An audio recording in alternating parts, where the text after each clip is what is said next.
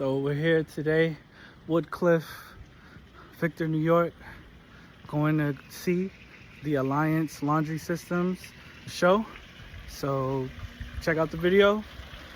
Please like, comment, and subscribe. Stay tuned. If you're interested in building a laundromat, this is where it's at. Commercial real estate, generational wealth. Here we go. So just introduce yourself. Tell us about the company. Hey team, I'm Eric from Sense and Laundry Works. I oversee sales for our payment systems, and we also have POS for pickup and delivery and wash, dry, fold. So really the idea behind our company is one company, all the hardware, software, payment processing, customer support you need to run your laundromat, regardless of what services you offer. Cool. So this is the LaundryWorks, the beast that it is, the #1 payment system in the industry. So if a customer wants to get a new card, they just hit tap here, and then you can have them register, so you can collect their contact information, or they can skip it, and then they just select how they want to load value. So we'll do credit card. I'm going to do $20 because I want to get the $3 bonus. You would complete the transaction on the pin pad terminal, and then the card will be dispensed here. I got my $3 bonus. It's going to show that I paid $20. I got charged $1 for the card, but I got my bonus, so I've got 22 on it.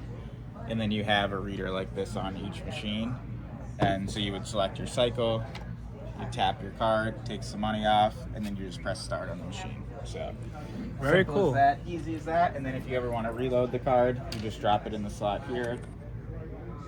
And then you just put in cash or select credit, debit, or EBT. Okay, cool. So it takes EBT as well. It does, yep. I also heard in the presentation they discussed that the software for the cards also allows you to open up doors too. Is that correct? Yeah, exactly. So you can put this on a bathroom door, get an electronic lock, and then customers that have money on the card or they've used a washer, you can set different permissions. They can then enter the bathroom.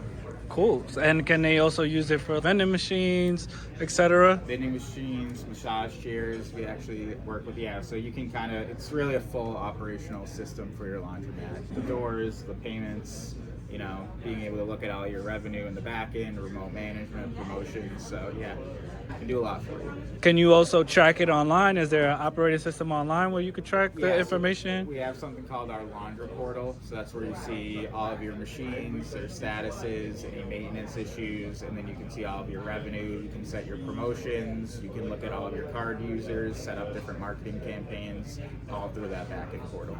Cool. And if someone needed to get the machine repaired, how fast would they be able to get that done? What would the process? Talk to your distributor about that. Okay, what's going on? Nice to meet you. Pleasure. Pleasure, Will. So if you need service, we have, again, like I told you, we've got service reps that work Buffalo exclusively. We can get to you within 2 business days typically. Cool. Yep. Cool.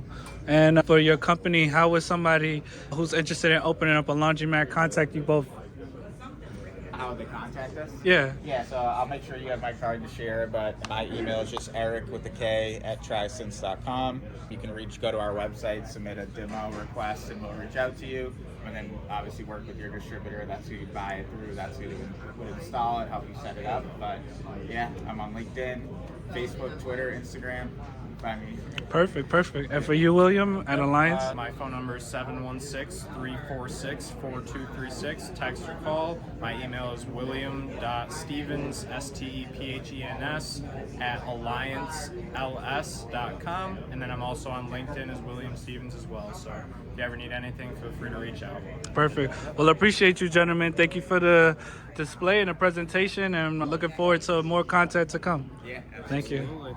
With the touch, Yeah. so you guys would definitely want to kind of mess around with that a little bit, see how the display works and the controls work. How y'all gentlemen doing? So these are the Speed Queens here. This is, how big is this one? So we've got 80-pound capacity, 60-pound capacity, 40-pound capacity. 40-pound capacity. Yeah.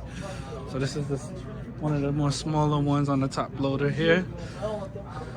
This is how it looks. Inside.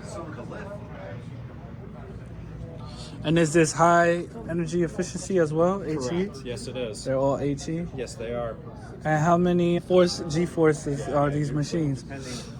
Or what can they max up to? they can max up to 200, I believe. That one might go up to 400. So the big one could go up to 4. Stainless steel, Stainless steel, absolutely. brand new. And this is a hard mount? These are hard mounts? Hard mounts, yep. Is it a hard mount? Yeah, as you can see here, this is where it would bolt into the base down here, and then the base would bolt directly to the ground. Oh, wow. These are just the classic button controls, and this is what you guys would be getting is the touch screen one. Like I said, my problem is it's Pretty cool. Back if you want. Oh, ready to wash.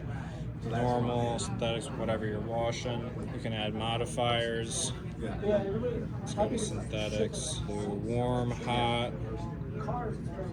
cold. And then you can add these modifiers. Pre-wash, medium, heavy, extra rinse, which will just add cost to it right there. So yeah, the prices change. If you go from medium, it goes from $8 to $9 like that. And these are, if they're checked, that means those are already added to that cycle. That's what they're already paying for. If it's not checked, that means you can add it. And then you would go to pay, put the coins in, or if you've got card operation, you swipe your card. And the card operation, like the Laundroworks, will go where? It would replace the coin box. That's Okay. correct. It'll go here. Pretty cool. And this is to unlock it to do service? Right. Oh. Well, this is because this is coin operated. This is where you can pull the coin box out, get your coins. Oh, okay. But if it was just card, then this wouldn't exist Yeah, there? you wouldn't need that. And this is the equipment. This is how it looks. That's the insides. All the wiring, water inlets, so all of that stuff. Pretty cool. Pretty cool stuff. You guys all get to see, everyone gets to see what it looks like to go through the process of owning a laundromat and getting the equipment. This is the Speed Queen. And these are the smaller ones. You typically see these more in like residential places. A lot of times you'll see them in like apartments and whatnot, people that charge. You will sometimes see top load washers are somewhat prevalent actually in laundromats as well. But yeah, these are typically used like multi-housing, you know, different things like that. Smaller scale. These are the bigger scale. Well, you guys got it. Stay tuned. Right over and just talk about like the difference between the hard and the soft mount. So we offer both. We have hard mount and soft mount in Speed Queen. The main difference really is the hard mount. You mount the machine directly to a base, a metal base. These are obviously wooden, but you would have a steel base that's mounted to. But the soft mount, you've got like 56 moving parts where they're keeping it balanced. However, that gives you 56 more times of a chance that something's going to go wrong. You're going to have to replace a part because, again, there's so many different moving parts with the soft mount compared to the hard mount that's just mounted to the ground. Doesn't have to have all those extra moving parts. So. It's less likely that it'll be breaking down, is what you're saying? Correct. Because of that feature? And it's more likely to stay at its highest G-force because it is mounted to the ground, so that any misbalance, it's not going to shake the whole machine and literally move the machine. It's just going to slow down to where it needs to get so it's balanced again. Where with a soft mount, yep, you've got 400 G, but because if it's unbalanced, the machine will shake, move around. It's going to take a lot longer to get it back to balanced and then get back to 400 G, if that makes sense. So it has to essentially soft mounts. If the load is too heavy, it will have to recalibrate, and then when it's recalibrated, then it's going to try to get back to its maximum efficiency. Right. Whereas with the hard mount, it's going to take a lot less time to get back to maximum efficiency with the hard mount because it's already to the ground. It takes a lot less time to get back level, or with the soft mount's literally moving around, and that could create, you know, some issues with trying to get to maximum G-force. Certainly. Okay. And in your opinion, is hard mounts, soft mounts the better option? So even though, because you say you offer both, so what would you recommend? So it's really dependent on your situation. If you have a basement underneath the floor and you don't have up to, you know, if you don't have 6 inches of concrete, I would recommend a soft mount because then you don't have enough concrete to actually bolt the machine in. You would need a soft mount at that point. If you have concrete pad 6 inches, you're good. I recommend the hard mount. One, it's typically cheaper because there's less parts in it, so it's just cheaper. And then two, it's going to be much more efficient and it's going to last you a lot longer because you don't have those moving parts that could end up, needing service, needing replacement. It's just, again, bolted right to the ground. So again, it really depends on the situation. There's no right or wrong answer, hard mount or soft mount. It's really, do you have the capabilities to hard mount? If you do, that would be my recommendation. If you have a basement, if you don't have the capabilities, like if you don't have a concrete floor, I would recommend the soft mount. Okay. Yep. And then in regards, you spoke about the cost. Is it more cost efficient on the upfront cost, or is it more cost efficient on the long-term cost, or is it both? For the hard mount, definitely both. For us, our hard mounts are less than our soft mounts. They cost less to purchase, and then again, because you're not going to have all those moving parts, it's going to require less service with a hard mount. So in the long run, it will also be more cost effective. So up front and in the long run, hard mounts will be More cost effective. Okay. Good to know. And in regards to the maintenance, what is the typical maintenance expectancy on hard mounts compared to soft mounts? Honestly, you don't have a lot of maintenance, especially in the first 5 to 10 years. I would say you really shouldn't have a lot of maintenance at all. Over time, parts will wear down, once you get into that 10 to 15 year range, 15 to 20. But some of the machines, they can last 30 plus years if you take care of them. So again, I would say that there's far less maintenance you're going to have to do with the hard mount because of all the less parts involved with keeping it balanced, where with the soft mount, you're going to have more maintenance because of all the moving parts that keep it balanced. Okay. And then in regards to the G-force, that's another point that people who are looking to open up a laundromat may have questions doing research on. What is the typical G-force that you find in a laundromat right now?